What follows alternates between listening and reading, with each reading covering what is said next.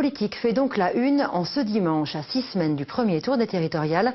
Plusieurs listes étaient présentées aujourd'hui. À gauche, Jean-Charles Orsucci a réuni ses colistiers à Ajaccio. Le vice-président de l'Assemblée de Corse et plusieurs conseillers territoriaux ont choisi de se démarquer de la majorité. Avant de voir l'entretien qu'il nous a accordé cet après-midi, revue de détail avec Florence Santomarque et Ludivine Favrel. Une petite centaine de personnes et de la bonne humeur. Pour la gauche, c'est donc la 5e liste à être constituée, la 5e aussi à naître de la majorité sortante. Il y a à peine un mois, Jean-Charles Orsucci devait abandonner son projet commun avec la socialiste Emmanuelle De Gentili, vite remplacé par une union avec Vanina Pieri. La liste s'est faite de manière naturelle parce qu'il y avait déjà de jeunes talents qui s'étaient joints à moi. Donc quand nous avons décidé avec Jean-Charles de partir en tandem, ça a été fait de manière très naturelle.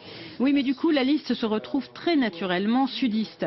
31 candidats sur les 51 viennent d'Ajaccio, Bonifacio ou Sartène. Par contre, en Balagne, un seul candidat en 38e position. Si une dizaine de colistiers font leur première expérience en tête de liste derrière Jean-Charles Orsucci, vice-président de l'Assemblée, on retrouve 2 conseillers exécutifs qui doivent maintenant se démarquer du bilan de Paul Jacobi. Nous aurions pu aller beaucoup plus haut et beaucoup plus loin dans une approche plus différente quant à la manière de travailler, un véritable travail d'équipe, un véritable partage des responsabilités, un rôle fondamental donné aux élus. Ce sont les élus qui viennent devant les électeurs font des confiances à des élus, pas à des collaborateurs, pas à des fonctionnaires.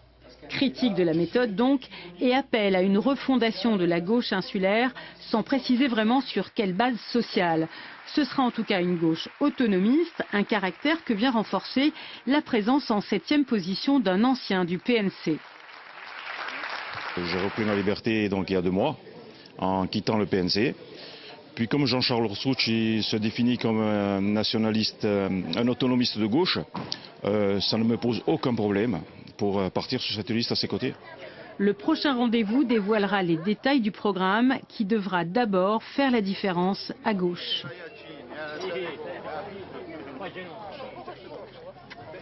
Jean-Charles Orsucci, bonsoir. Vous partez à la bataille sous votre propre bannière.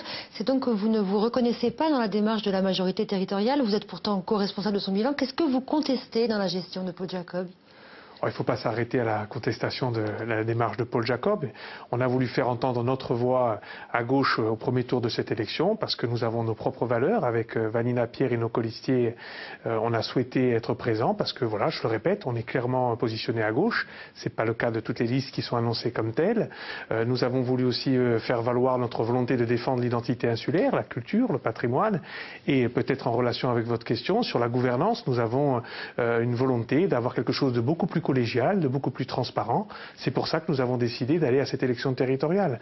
Il faudrait aussi remarquer, vous l'avez peut-être remarqué, que nous avons aujourd'hui avec Vanina Pieri le binôme peut-être le plus jeune dans cette élection territoriale. Notre liste d'ailleurs est à l'image de ce binôme et notre volonté c'est aussi de renouveler les cadres, c'est aussi d'amener à des responsabilités encore supérieures des gens qui ont fait leurs preuves dans leurs mandats respectifs. Est-ce que ça veut dire qu'une alliance est possible au second tour, entre les 2 tours avec Paul Jacob ? Écoutez, nous aujourd'hui on n'est pas au stade de savoir avec qui nous allons faire alliance au soir du premier tour. Nous sommes dans l'idée d'atteindre les 7% pour être nous-mêmes et pour, à travers cette élection, je dirais, débuter une démarche qui n'a pas vocation à s'arrêter ni le 6 ni le 13 décembre d'ailleurs, mais plutôt d'avoir quelque chose sur le plus long terme. Et c'est pour ça que nous sommes présents dès le premier tour. Aujourd'hui, nous savons avec qui nous n'irons pas au soir du premier tour. Qui par exemple ? Nous n'irons pas avec José Ross et Camille de Rocasser. C'est pas le scoop du soir, mais ça c'est une certitude. Et à gauche, on n'exclut personne à gauche et on n'exclut personne aussi parce qu'on pourrait même dépasser la gauche pour une majorité beaucoup plus large. Avec des nationalistes par exemple ? Pourquoi pas, on l'a fait dans nos communes respectives. Simon Renucci l'a montré à Ajaccio, je l'ai fait à Bonifacio, Gilles Simeone le fait aussi à Bastia. On voit bien qu'il y a des possibilités. Paul Jacob l'a fait dans sa liste, même si on ne sait plus trop si c'est avec des nationalistes, des tsukarélistes, du front de gauche ou des gens de droite, mais nous savons avec qui nous n'irons pas au soir du premier tour. Alors la mandature ne va durer que 2 ans, on ne peut pas s'attendre à de grands bouleversements en matière économique ou en choix de développement. Que comptez-vous faire ? faire pendant ces 2 années?